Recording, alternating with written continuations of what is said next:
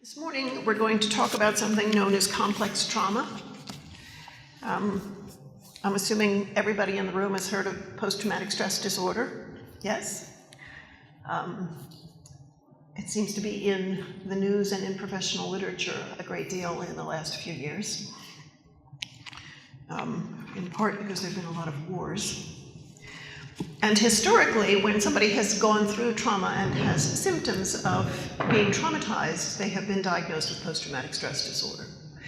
But there's been a shift in the psychological world in the last few years because we have come to understand that there are people who suffer from a different sort of trauma that is much more complex and is not under post-traumatic stress disorder. The definition of that disorder does not cover what those experiences are.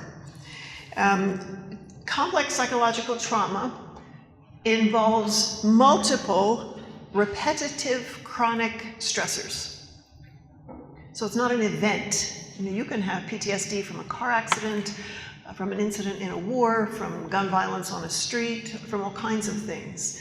But complex trauma comes when somebody is repeatedly, chronically exposed to traumatic events over years. It usually involves harm from those people in their lives who should have been caregivers. So the ones who were to care for are the ones actually doing the traumatizing. It often occurs at developmentally vulnerable times, and we'll talk more about that. And so it has a tremendous potential to severely compromise human development. So what that means is that you can have a client or patient come in to see you, or you can have somebody in your church or whatever ministry you have who appears to be one way, but is actually profoundly compromised internally because of this kind of chronic, over the lifespan traumatizing. So one of the things we found out is that in complex and traumatic stressors, they are generally interpersonal. You can get traumatized by a tsunami, but when you have been traumatized by your own father, it's a whole different thing. They are premeditated. They are always caused by other human beings. They involve profound relational betrayal, because it's usually some kind of caregiver, and profound deception. So it's usually repeated and chronic, and so what we have is an individual, particularly, let's think about a child, being marinated in trauma from birth.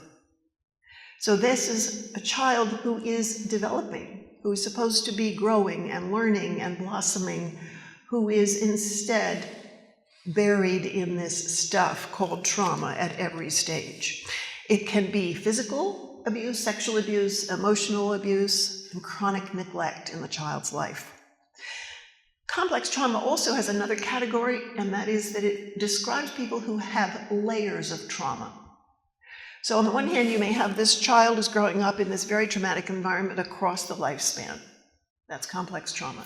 The other possibility would be, suppose you're working with a veteran of a war, and he's got trauma, and you think he has PTSD, but then as you get to know him more, you realize that doesn't cover it. That's often somebody who, for example, grew up under a violent father in an alcoholic home, lived in an inner city where there was a lot of gun violence on the street, enlisted, went to war, and saw combat and was traumatized there as well. So you have the cumulative effect of all these different traumas that occurred in different places, but it's also complex trauma. So those are the two possible subsets of that. So let's think about some of the factors involved in a situation that produces complex trauma. First of all, thinking again of a child, it results in insecure and disorganized attachments. How do you bond with parents who damage you chronically? They are exploited wherever they are vulnerable, and children are, of course, always vulnerable. They are used. Victims of this kind of trauma live in constant distress. And that has profound physiological impact on the brain, on the adrenal gland, all kinds of things that can often be things that last lifelong. They are not only under constant distress, but there's no exit door. You know, if you're 5 years old, you can't get away. So they have gross insecurity, instability, and ongoing pain and suffering.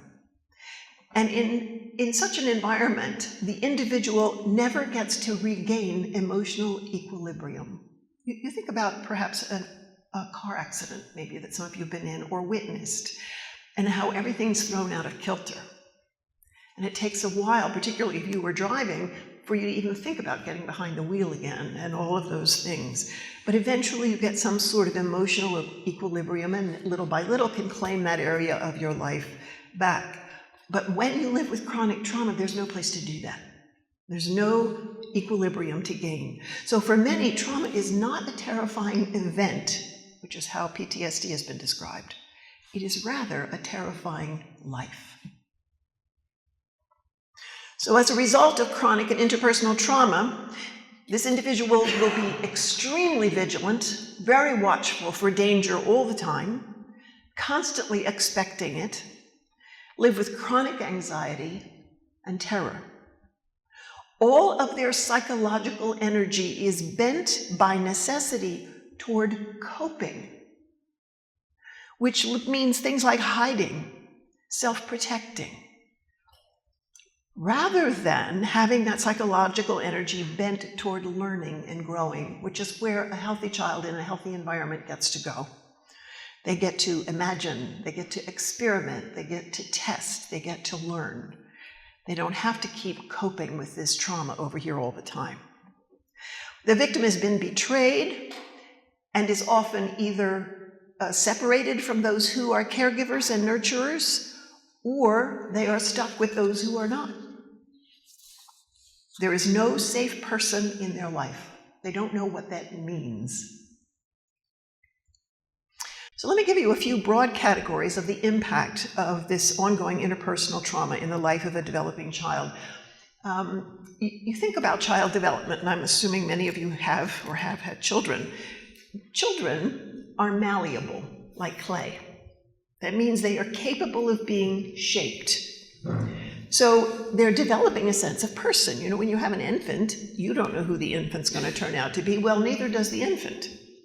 The infant has not discovered himself yet. So the child, as they grow, is supposed to be answering the question, who am I? What can I do? What can't I do? What am I good at? Do I matter? Do I have impact? If I cry, does somebody come? Am I lovable? Just as children develop knowledge and skills like how to walk and talk and eat or do math, so they develop a sense of self, a personhood, as we might say, an awareness and sense, a definition and assessment of myself. The impact of chronic interpersonal violence on that process is staggering. Secondly, complex trauma involves betrayal at its core. You think about this. The person is being hurt by someone they should be able to trust. Parent, grandparent, siblings, uncles and aunts, coach, pastor, teacher. Those are all the people that along the way of the child's growing who should be caretaking, protecting, teaching, nurturing. Those who should help not only fail to help, but repeatedly morally damage the child and erode their sense of self. So the self is marinated in abandonment, deception, blame, humiliation, and isolation. And you know when you marinate something, you do it so the flavor gets all the way in. So when you're a child being marinated in these things, it gets all the way in. Third, as a result, the child victim develops a deep and abiding sense of shame. Anybody who's been around children for just a small amount of time knows that children think egocentrically. They believe they are the center of the universe. Most of us grow out of that. But what happens is, because they think that way, they think when something bad happens, it's their fault. So you might, if you're working with a child whose parents are going through a difficult divorce or something, a little boy might say, if I were a good little boy, Mommy and Daddy wouldn't be getting a divorce. Well, that's an outright lie. But the child can't see beyond himself for many years. That's just the way humans develop. And then often, of course, those bad things that they assume responsibility for, that responsibility is reinforced with blaming words, shaming words by the supposed caretakers. So, for example, an uncle might say to a little girl, I wouldn't sexually abuse you if you weren't so seductive. So she already thinks she's the center of the universe, and now he's proven to her that she is, and who she is bad. Children who grow up in complex trauma do not see themselves as doing bad things. They see themselves as the essence of bad. So they believe that the self is disordered. So this category has been developed in recent years because the research has shown that those people who are typically diagnosed with PTSD, out of that, many of them were found by clinicians to be 8 times more likely to have additional disorders than people who did not have PTSD. So we used to see people with PTSD and then say, well, they also have major depression, and they also have maybe a dissociative disorder, and they have an eating disorder, and they have an addiction. Well, you've got a page full of diagnoses. So somebody had a light go on in their brain and said, wait a minute, maybe these aren't all different diagnoses. Maybe they all are subsets of one. And that's how complex trauma developed. So they started talking about that. There's a history of that. But I think what we need to know as people who interact with people in a very traumatizing world, that we need an understanding of complex trauma, because if we're going to help people who've been marinated in this stuff, we want to consider really who they are and understand how they see us and hear us. Because oftentimes we'll see the damage and we'll want to help. But if we don't understand who we're helping, we will actually not help and sometimes do damage. So there are parts of the person that are altered when they are marinated in trauma, and I want to go through some of those, the things that change as the child develops. So when you get to be an adult, these things are different than they would have been in a healthy environment. The first has to do with regulating your emotions and your impulses. That's profoundly impacted when you're marinated like this. People who have been in prolonged trauma tend to overreact to stress. They become easily overwhelmed. They exhibit intense anger or rage. They have very great difficulty calming themselves down. They do not know how to self-soothe. They are often self-destructive. Eating disorders, addictions, self-injury, cutting, things like that. They don't know how to modulate anger and other feelings. They don't know how to manage impulses, like an impulse for suicide, or sexual acting out, or risk-taking behavior. Sometimes they will modulate their feelings by doing things we think are bad for them, and we would be right. But for example, addictions and self-harm make people feel numb. To somebody who has all of these symptoms, that's a good place to live. So they have to do something destructive in order to have any sense of quiet or peace. Second, we also see alterations or changes in the way the person is able to be attentive or conscious about things. Chronic trauma is, by definition, inescapable. It's very distressing. It overwhelms all the normal coping mechanisms that humans use. If somebody's hurting you, you get away if you can. Or you fight back if you can. Or you tell them to stop. Or you get help. None of those things work when a child is being chronically traumatized. And so when there's no way to get away from that which is terrifying and overwhelming, the only way to get away is in here. And so children who live like this often use dissociation, which is simply a way of taking the mind away from the present and putting it someplace inside that actually isn't out here in the physical world. So you might talk to people. It has a similar effect to addictions because it helps them get removed from the trauma. So you might talk to somebody who will say something to you like, you know, when I was a little girl, I used to feel like I was able to hide up in the corner of the ceiling under the paper on the wallflower. And what you come to find out is that that's where she took herself in her mind while she was being sexually abused. So what happens is that capacity to leave the present and go be someplace else in your mind gets habituated over time. And one of the things that that does is make people who are terrified all the time they're going to get hurt not able to protect themselves. One of the things the research has showed is that, for example, women with long histories of sexual abuse who have complex trauma are more frequently raped than the general population of women. And the reason for that is that if you are an incest survivor and you're walking down a dark alley in your city and you hear footsteps, your mind will leave. So you can't take care of yourself and pay attention to what's going on. Is it safe? Is it not safe? Do I need to run? You quit processing what's happening in the front of your mind and you retreat to your hiding place in your mind. So you're unaware, you block out what you're hearing, and you're obviously much more likely then to get hurt. So there are several studies that have shown that if somebody does that when they're being traumatized, it is the most significant long-term predictor for the development of a trauma disorder. So somebody who's had chronic trauma and done something in their head to help them escape it, it's pretty dead certain sure they're going to be diagnosed with a trauma disorder. Victims who suffer such interpersonal abuse prior to the age of 14 develop even more dissociative responses. Those whose trauma begins in the very early years, age 2, 3, 4, 5, can often develop what we refer to as dissociative identity disorder, used to be called multiple personalities. Trauma has its most pervasive impact when it occurs in a child or an adolescent, because again, they're malleable, and so they are now being shaped by evil with no protection.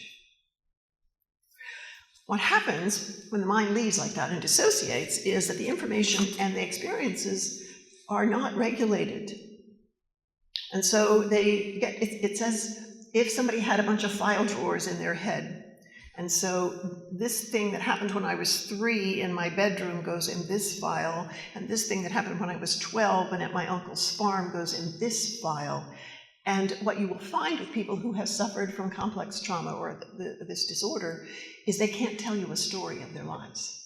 They can give you pieces like this, but they've never made a narrative out of it because in their mind they kept leaving what was happening. And of course, trauma, if we really look at it, defies our normal categories.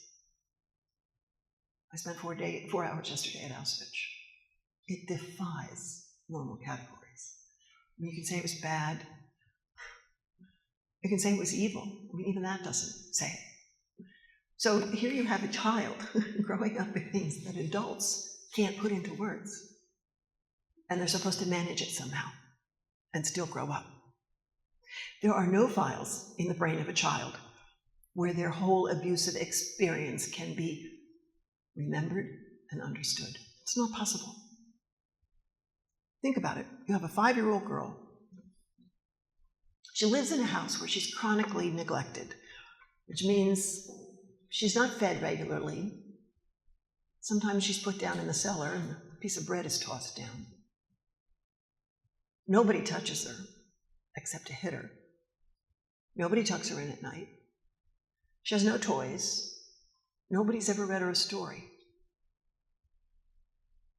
She is beaten and raped repeatedly. And in addition to all of this going on in her home, she's living in a war zone. And she's lost one of her parents, the only one that might have been kind.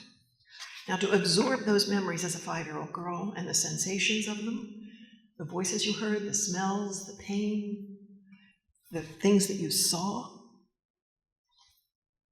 the twisting of the mind so it's full of lies, the emotional aspects. If she didn't go away in her head, she'd be stark raving mad. So on the one hand, you have these people developing these tremendous resources by dissociating, which leaves them unprotected and without a narrative, neither of which is good for people as adults. But on the other hand, if they didn't do that while it was happening, they would be insane. If you cannot escape physically, the one possible coping mechanism is to escape in your mind. So abuse like that in certain places with certain people causes people to split their brains. There's a very excellent book that was published in 1991 by Lawrence Langer, Langer, called Holocaust Testimonies, The Ruins of Memory. And I was fascinated when I first read it in the 90s. He was studying the memories of those who survived the Nazi Holocaust. And what he realized was that their memories, again, did not tell a narrative. They were all split up. Langer says that memory functions, or it continues on, whether or not we talk about it. And he says that since memory cannot be silenced in the mind, it might as well be heard. The story needs to be told. The point is whether memory is spoken or not, it continues to impact the life. It often speaks through symptoms, even when someone does not consciously remember the cause of those symptoms. Langer uses the term anguished memory. It's quite a phrase. It refers to memory that people have stored that assaults and finally divides the self. And he said the Holocaust survivors talk about the inability to take their times in the death camps and then tell the story and link it right into their freedom, their marriage, their children, all of those things. You can't make a story out of that. One woman said, I split myself. It wasn't me there. It just wasn't me. I was somebody else. Another one said, my head is filled with garbage and all these images, and sounds, and smells, and you can't cut it out. But it's there. It's like there's another skin beneath this skin, and you can't shed it. I am not like you. You have one vision of life. I have two. One more, there's a sort of division, a compartmentalizing of what happened, and it's very tightly separated, but it really isn't. It must not interfere in my life today, the one that I have that's safe and good. The other must not become so overwhelming. It will make me unable to function in my now normal life. The double of Auschwitz does not mingle with my present life. It is as if it were not me at all. So, if you think about it, these are Holocaust survivors, but these are the types of things that people say who have grown up as children in chronic traumatic situations. All right, the next category in terms of alterations is destruction of the way we perceive ourselves. And again, if you've raised children, been around small children, they're just trying to figure out who they are. You start out with an infant who sees this thing going across its eyes and doesn't even know it's its own hand attached to its own body and actually can do something about it. They're developing a sense of self in very basic ways that get more complex as time goes on. What they end up developing as a sense of self is, I'm damaged, flawed, I'm ineffective. I'm incompetent, I couldn't stop it. I'm full of shame. I'm marked, everybody can tell. I'm unlovable and undesirable, and I'm helpless. Victims blame themselves and believe no one will understand, and so they try to forget or they minimize horrific evil. They carry a great sense of shame.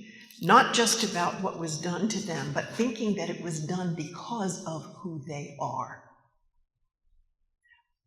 This is easily exacerbated in honor-shame cultures, where, for example, to be raped is to have shamed the family, church, the entire village. Fourth, changes in perceptions of the perpetrator. Many victims constantly think about their abuser. They're terrified he's going to show up. They're planning revenge. They're fearful he will appear. They feel controlled by him, even if he's long dead. They will take the perpetrator's view of themselves, so they attribute total power to the abuser. Judith Herman, who wrote the book Trauma and Recovery, which is an excellent book if you really want to understand trauma, cautions us because what she says is that oftentimes a clinician or a counselor wants to downplay the power that the abuser holds. The fact is, there are some very evil and very powerful people out there, and extreme fear in your patient should not simply be seen as the old childhood reaction she still hasn't gotten over. I've had clients in my office who were sexually abused by men in the father's family who were part of the mafia. She should be afraid. So that kind of thing happens all the time, that we want to make it less sometimes when we're working with somebody. Well, you're safe now. Maybe. You could be working with somebody, again, whose family was in organized crime, who was in trafficking, something like that.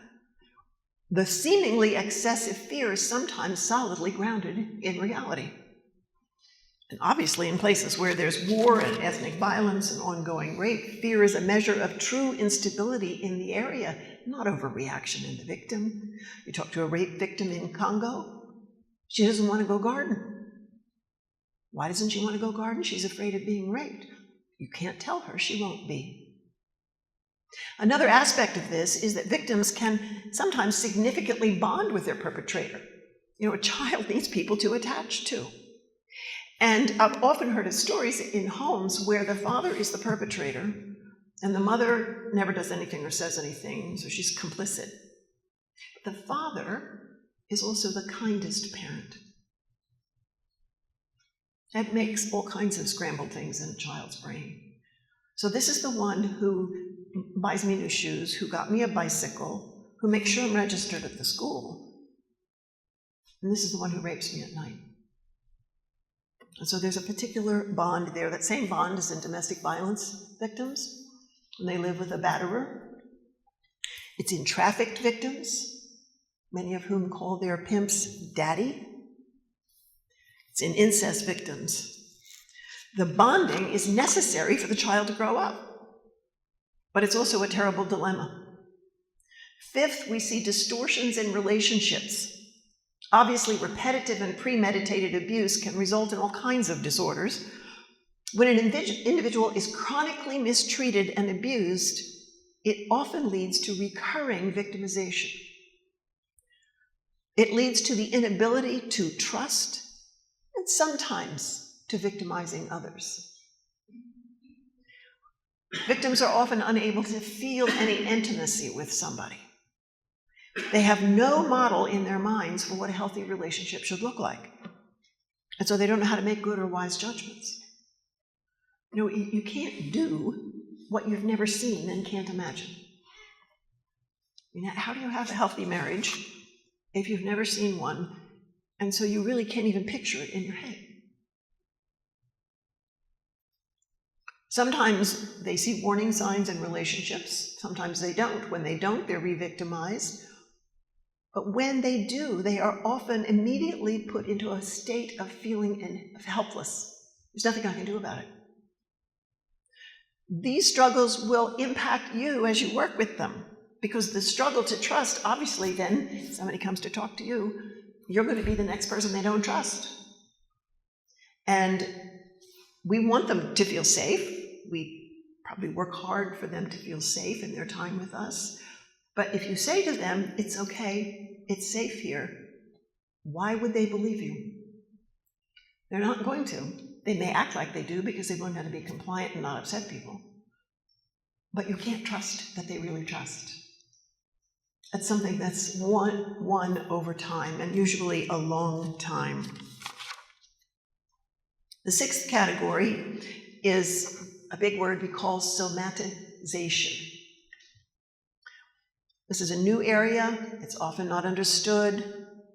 There's growing research that shows that chronic trauma impacts the body physiologically and the brain, changes the brain. Chronic exposure to stress compromises the stress response system in the body, the capacity to evaluate stimuli, to encode verbal memory, and it hinders information processing. So you take that information right there and think, okay, what happens to a little boy who's trying to get through school and learn how to read, and all that stuff's happening to his body and his mind? Traumatized individuals have overreactive nervous systems.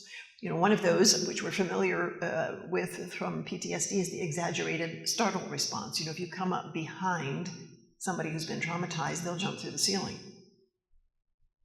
Overproduction of certain chemicals results in constant anxiety. They don't know what it's like not to feel anxious.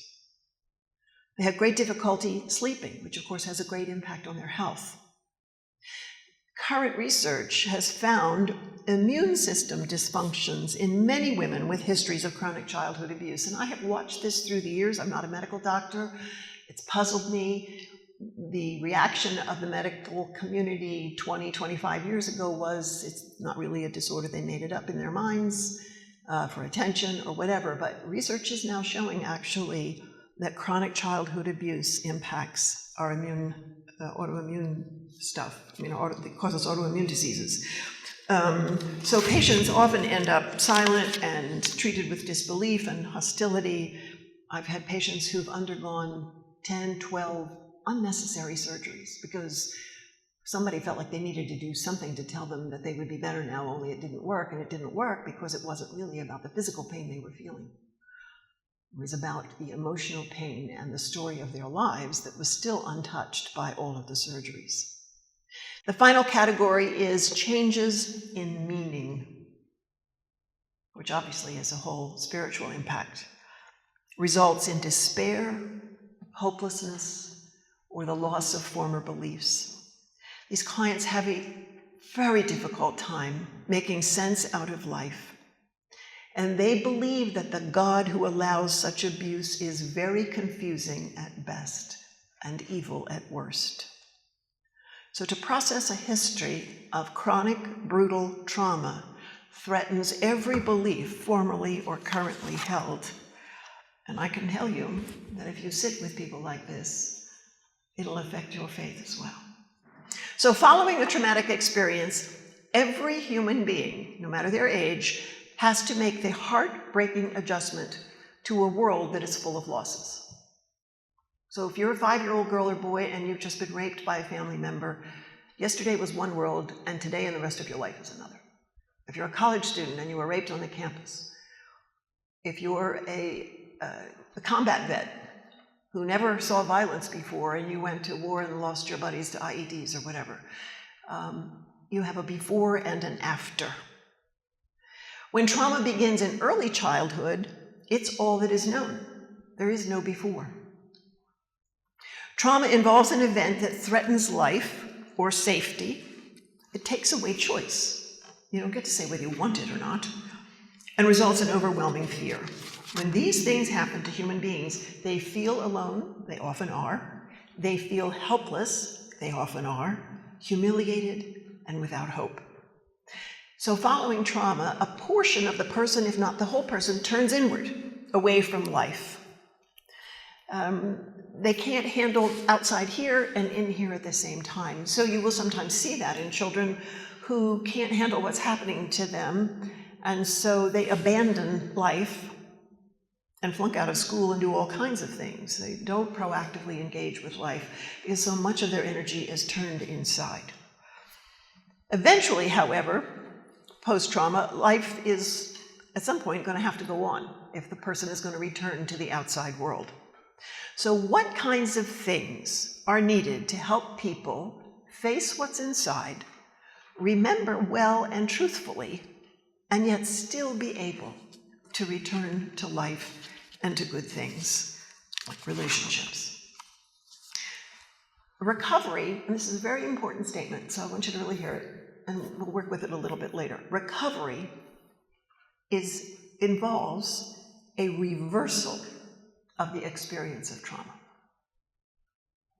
So you have to understand the dynamics of trauma so that you can reverse the dynamics in whatever caregiving relationship you have with them.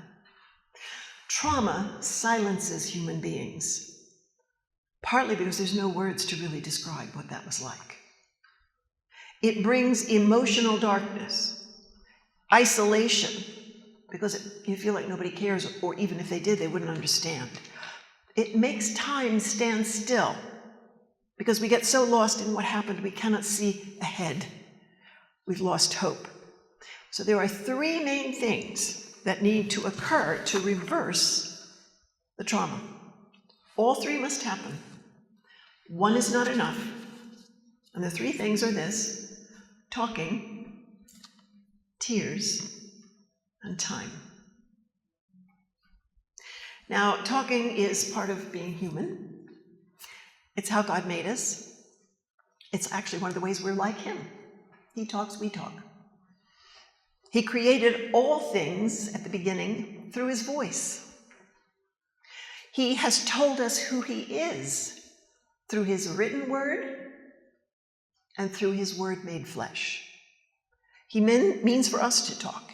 He means for us to express ourselves, to dialogue with Him and with each other, to be creative in that expression, to experiment, to imagine, to make things happen that have never been on the earth before.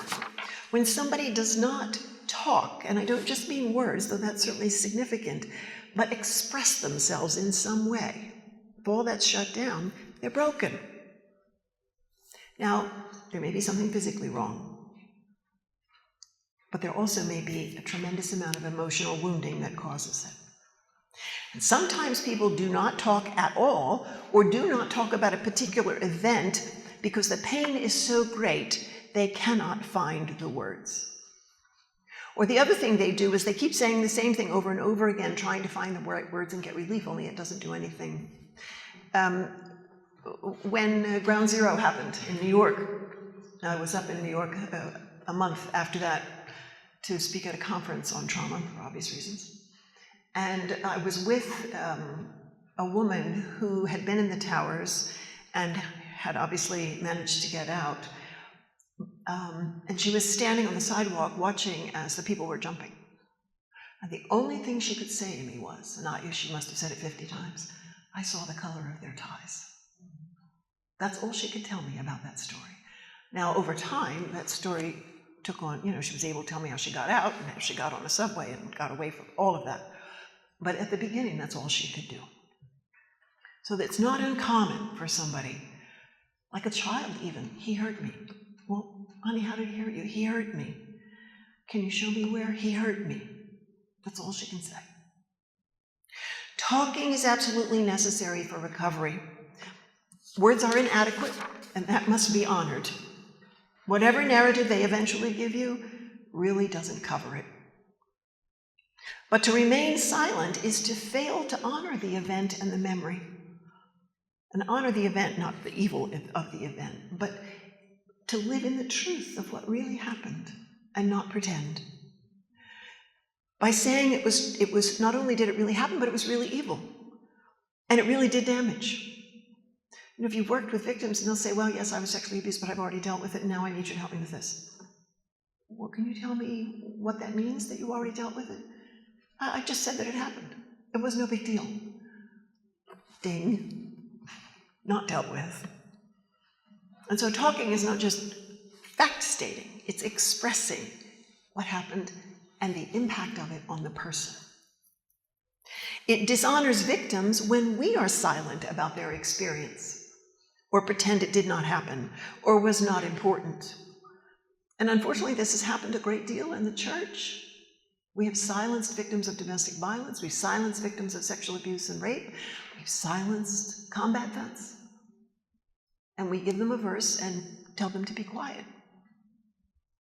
Talking says, "I'm here, I'm alive," which for some people with chronic trauma, that's an amazing statement. And what happened to me was wrong, and it wasn't my wrong. I'm damaged by it. Justice is needed, but so is care for my broken heart. At the beginning, sometimes people are so silenced, they can't talk in words. So sometimes you might sit with somebody who's traumatized and all they can do is cry or moan or rock.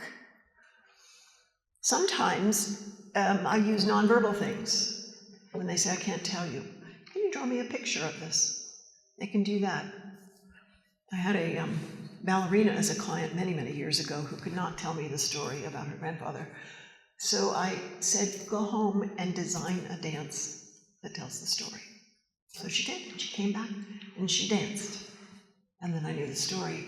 And then I could work with her to help her put words to what she had danced. So many times, people need us to sit with them in silence. God commended Job's friends when they did that part. It's a way of joining with them, so they're not alone in the darkness. There is someone else there. Eventually, words will and must come. It's part of how you get power over something, is to be able to tell it. Sometimes people need help. So sometimes, again, even though people are starting to talk, I'll just give them one word, and if it describes what you felt or saw, just nod your head. Scary? Pain? Good? So you're helping them find words. Little by little, they give you pieces of the story. And trauma stories do not come out with a beginning, a middle, and an end. They come out like this, and eventually you have to put the puzzle together. Talking is about telling the truth. It connects the survivor to another person, and it restores dignity because you're willing to sit there and listen and honor them. It gives them choice because they can decide when to tell, what to say, and when to stop. It's not yours to choose. And again, remember my sentence, trauma recovery is the reversal of the dynamics of the trauma. The dynamics of the trauma were coercion. You had no choice.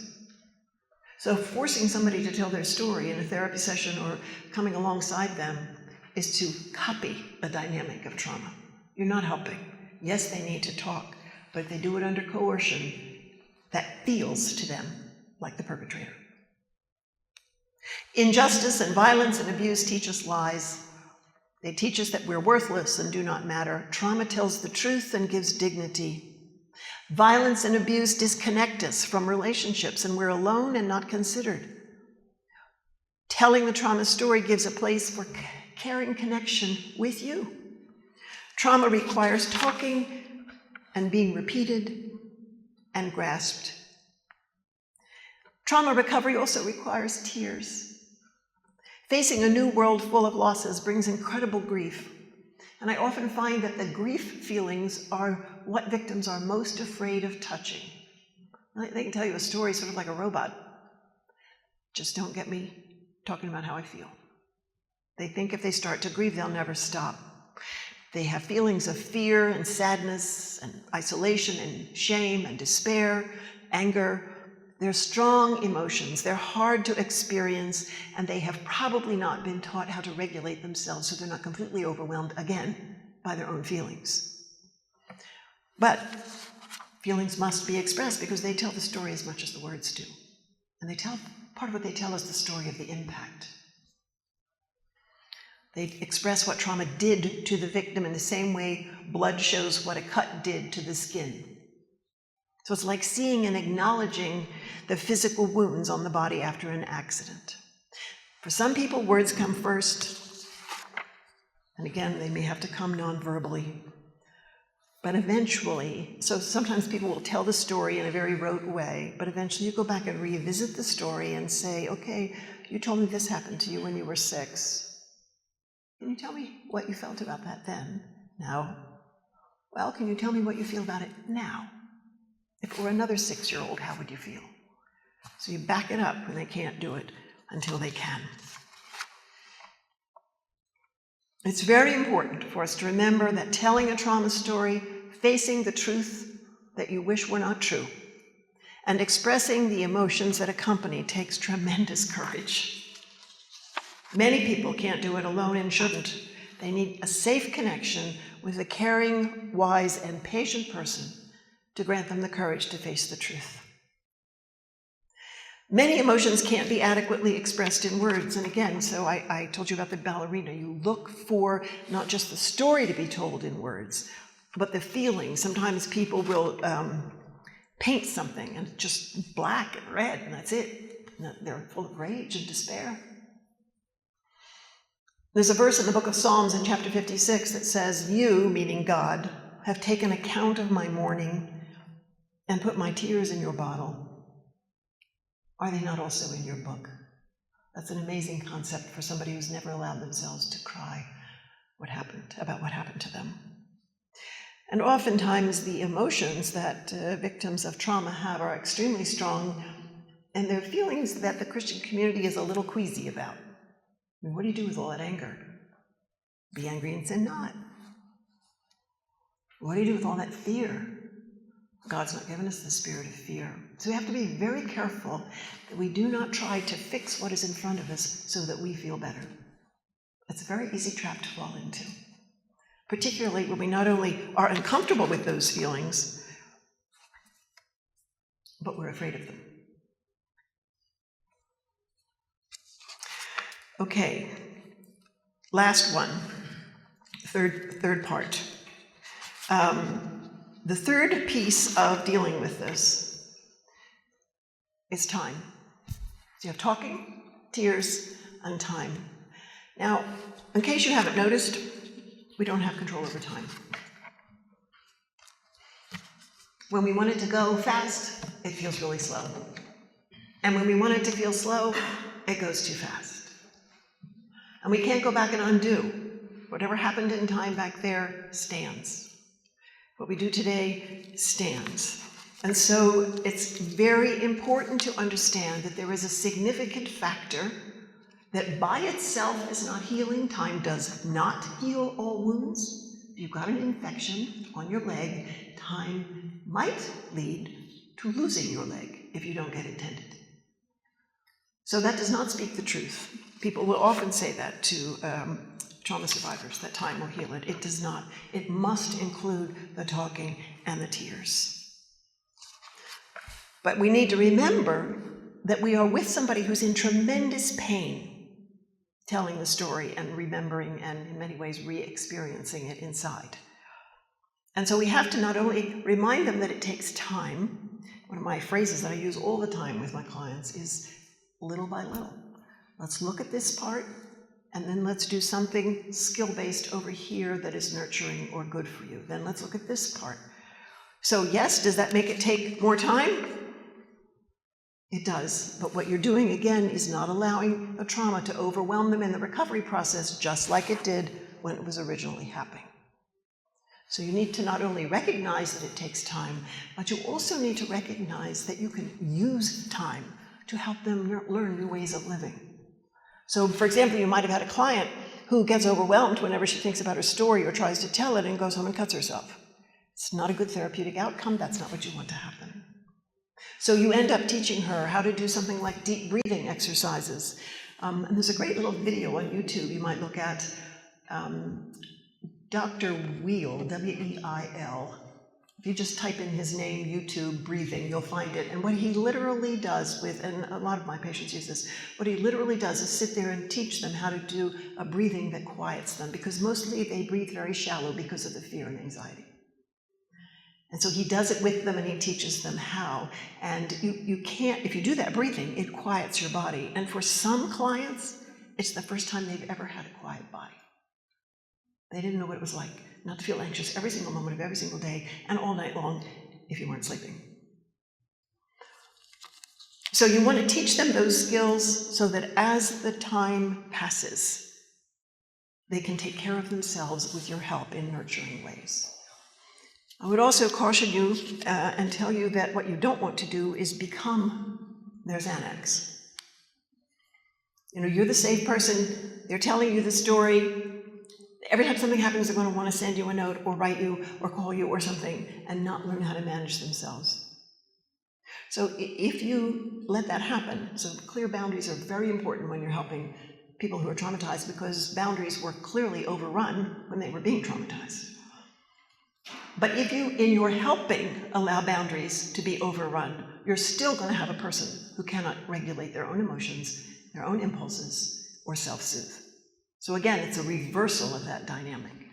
You're there, you're with, you're teaching, but you're also giving skills so they can manage themselves and then come back to the story, manage their skills, come back to the story. So what are the three things?